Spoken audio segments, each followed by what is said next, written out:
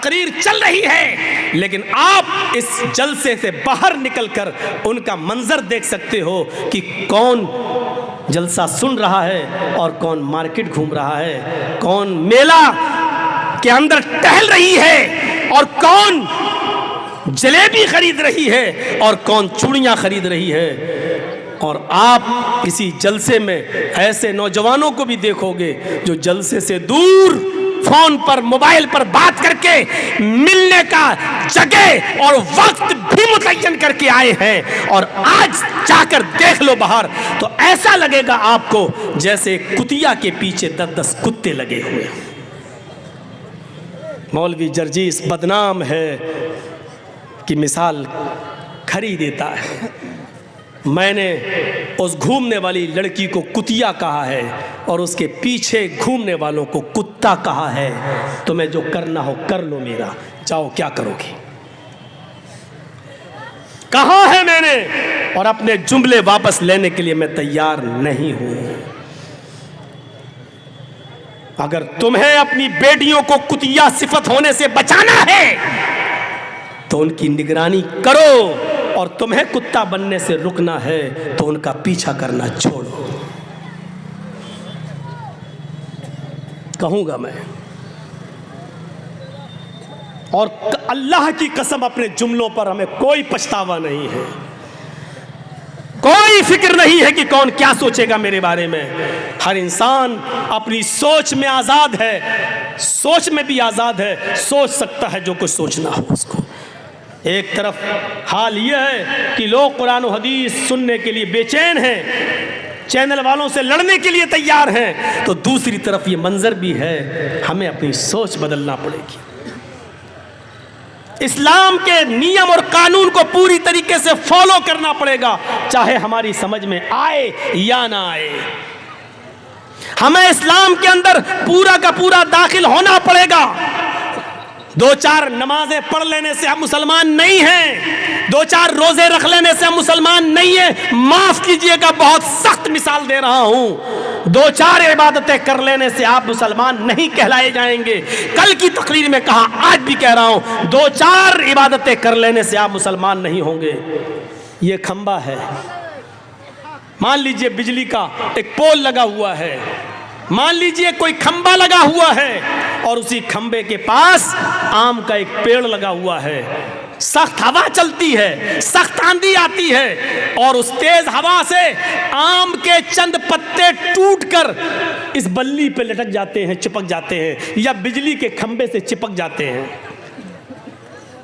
हवा चली, आम के पत्ते टूटे, उस पेड़ से पत्ते टूटकर बिजली के खंबे पर लग गए, तो आप उस बिजली के खंबे को क्या कहोगे? आम का पेड़ नहीं कहोगे। मौलाना जर्जीस कहता है कि वो आम का पेड़ है, आप कहोगे कैसे? देखिए आम के पत्ते लगे हुए हैं उस पर। आप कहोगे साहब आम के पत्ते सिर्फ ऊपर लगे हैं, उसकी जड़ तो आम की नहीं है, वो बिजली का खंबा ही रहेगा। नहीं, मैं कह रहा हूं आम का पेड़ है, इसलिए कि आम के पेड़ पर पत्ते लगते हैं, बिजली के खंबे पर भी पत्ते लगे हैं। आप कहेंगे मौलवी जर्जीस पागल हो गया है, रांची ले जाओ, इसका इलाज कराओ। अरे बिजली के खंबे पर आम के चंद पत्ते चिपक जाने से बिजली का खंबा आम का पेड़ कैसे हो सकता है? तो मैं भी आपसे यही कहना चाहता हूं कि एक इंसान 2-4 नमाजें पढ़ लेने से, 2-4 इबादतें कर लेने से, 2-4 फकीरों को खाना खिला देने से, 2-4 अच्छे काम कर देने से पूरा मुसलमान कैसे हो सकता है? जब बिजली का खंबा आम के चंद पत्तों की वजह से आम का पेड़ नहीं हो सकता है, आम का पेड़ तभी होगा जब उसकी बुनियाद, उसकी जड़ भी आम की हो, उसका तना भी आम का हो, उसकी शाखाएं आम की हो, उसके पत्ते भी आम के हो, और उस आम के पेड़ में आम का फल भी लग रहा हो, तब आप उसको आम का पेड़ कहेंगे। इसी तरीके से आपको मुसलमान उस वक्त कहा जाएगा जब आपकी बुनियाद जड़ से मुसलमान हो, आपका उठना इस्लामी हो, आपका बैठना इस्लामी हो, आपकी बुनियाद इस्लामी हो, आपका चलना इस्लामी हो, आपकी शादी ब्याह इस्लामी हो, आपके समाज में रहना इस्लामी हो, आपका चाल चलन इस्लामी हो, आपकी मुंह से गुफ्तगू इस्लामी हो। जब ये सारी चीजें इस्लामी हो तब कहा जाएगा कि आप मुसलमान हैं, वरना बिजली के खंबे पर आम के 2-4 पत्ते चिपक गए हैं, बस 2-4 अमल कर लेने से आप मुसलमान नहीं कहलाए जा सकते।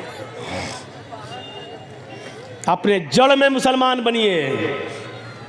बैठो तो इस्लाम छलकता हो, उठो तो इस्लाम छलकता हो, चलो तो इस्लाम छलकता हो, शादियां करो तो इस्लाम छलकता हो, बीवी के साथ ताल्लुकात कायम हो तो इस्लाम छलकता हो,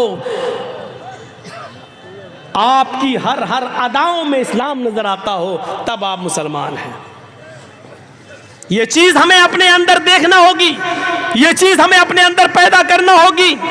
इस्लाम ने जो काम करने को कहे हैं वो करना है, जिन कामों से रोका उससे रुकना है, चाहे उसमें फायदा हो या ना हो, चाहे उसमें हमारा फायदा हो या ना हो, लेकिन हमें रुकना है।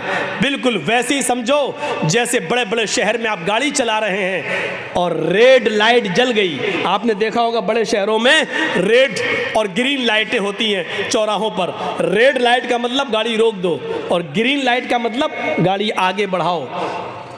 आप जर्जीत साहब गाड़ी चला रहे हैं, चलाते चलाते एक चौराहे के पास से गुजर रहे हैं, रेड सिग्नल हो गया, मतलब गाड़ी रोक दो।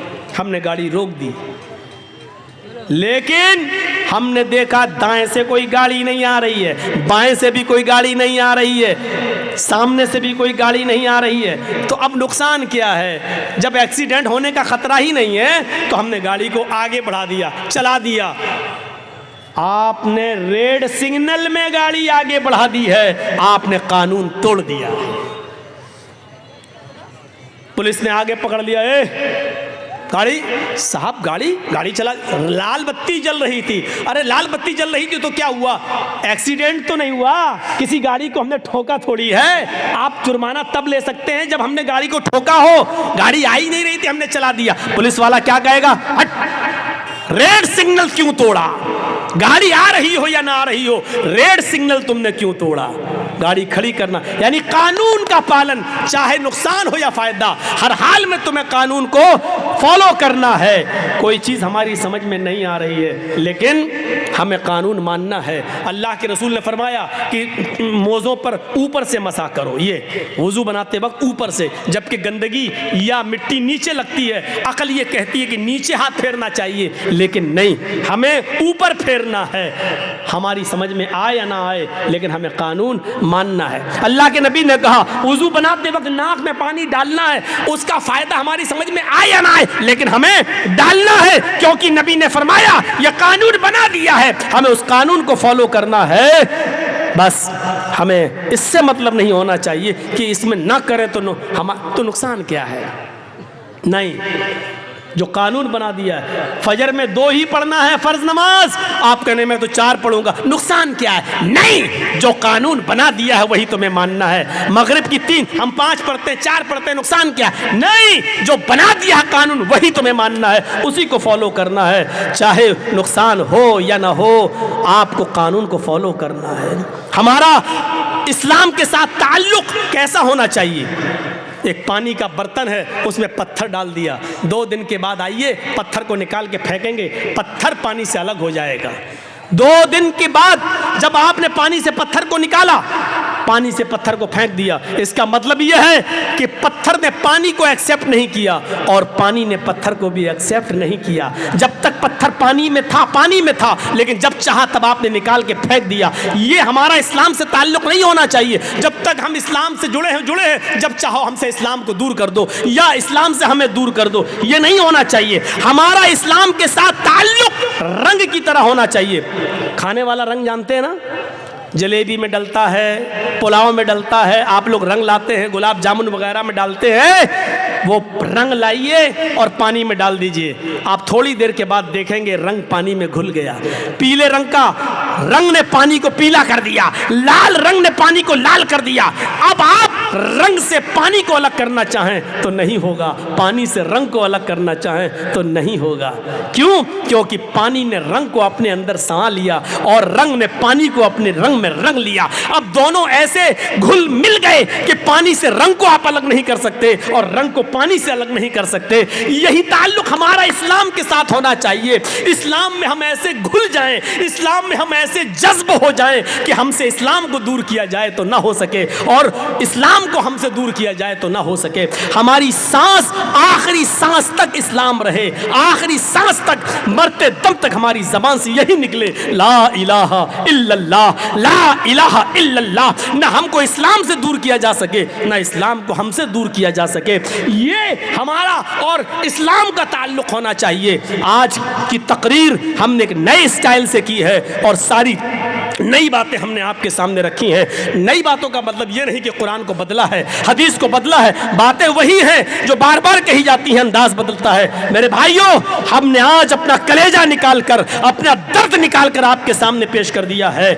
आज के बाद चैनल वाले अपना रवैया बदलें और सुनने वाले भी अपना रवैया बदलें। इस्लाम के अंदर पूरे के पूरे दाखिल हो जाएं, ऐसे दाखिल हों कि इस्लाम को हमसे और हमसे इस्लाम को कोई भी दूर करने की कोशिश करे तो नहीं कर सके। जैसे हजरत सुमैया को अबू जहल ने कहा इस्लाम छोड़ दे, उसने कहा नहीं छोड़ेंगे। उसने नेज़ा लिया और सुमैया की शर्मगाह में दाखिल कर दिया। चीखी, सब्बित क़दमी अला दीनिक या अरहमर राहिमीन, ऐ अल्लाह मुझसे मेरा दीन मत छीनना, ये मुझे तकलीफें दे रहा है, कहीं इसकी दी हुई तकलीफें मुझे मेरे दीन से दूर ना कर दें, साबित कदम रखना।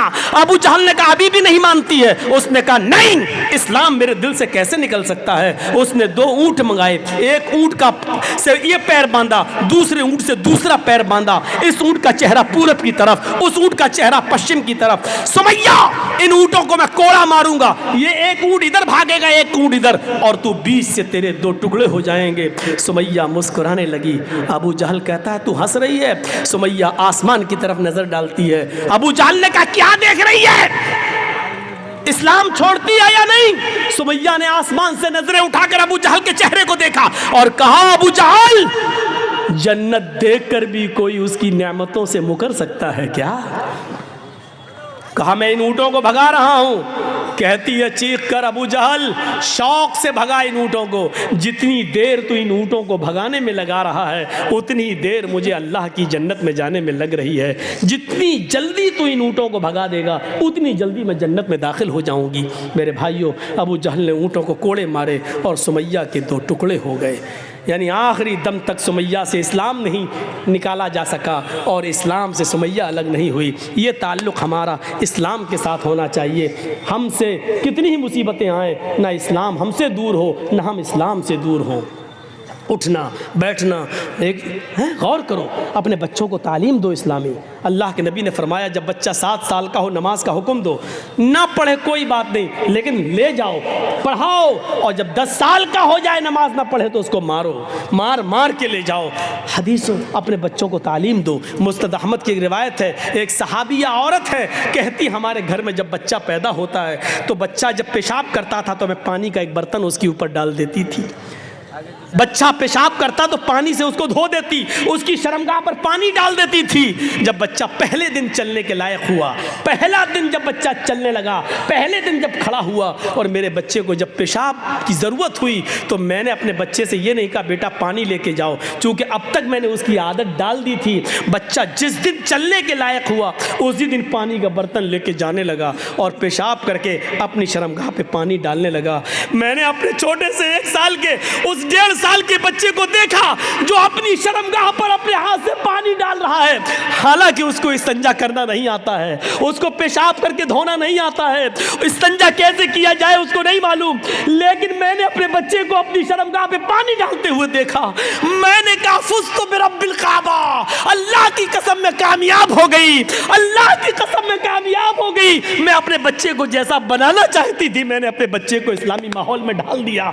ये उस औरत ने चीख कर कहा अल्लाह की कसम में कामयाब हो गई। वो औरतें गौर करें जो 4 साल और 6 साल के बच्चे की पैंट की चैन खोलकर खड़े होकर नालियों में पेशाब कराती हैं। तुम अपने बच्चों को इस्लाम की तालीम क्या दोगी, तुम अपने बच्चों को क्या बनाओगी, जबकि तुम्हारे शौहर BA और MA करने के बाद, PhD करने के बाद, MBBS करने के बाद खुद गधे और कुत्तों की तरह खड़े होकर पेशाब कर रहे हैं। तुम अपनी औलाद को बैठकर इस्तिंजा करने की तालीम क्या दोगी। उस सहाबिया से सीखो। इस्लाम के अंदर हमें पूरे के पूरे दाखिल होना है। उम्मीद है इंशाअल्लाह आज का हमारा ये बयान बयान, आज की हमारी ये तकरीर हमारी ज़िंदगियों में इनकलाब पैदा करेगी और हम अपने मुआशरे में इस्लाम को पूरी तरीके से नाफिज करेंगे।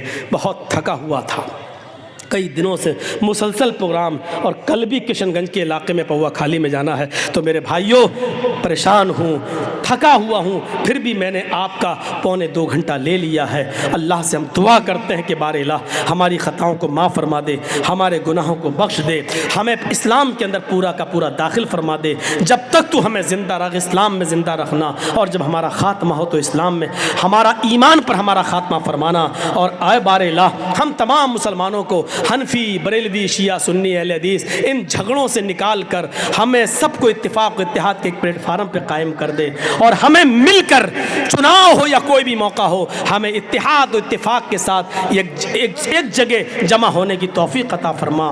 बारे इलाह फिर से दुआ करता हूँ कि जब तक ज़िंदा रख, इस्लाम पर रखना, ख़ात्मा हो तो ईमान पर फरमाना। वमा अलैना इल्लल बलागुल मुबीन व आखिरु दावाना अनिल हम्दुलिल्लाह।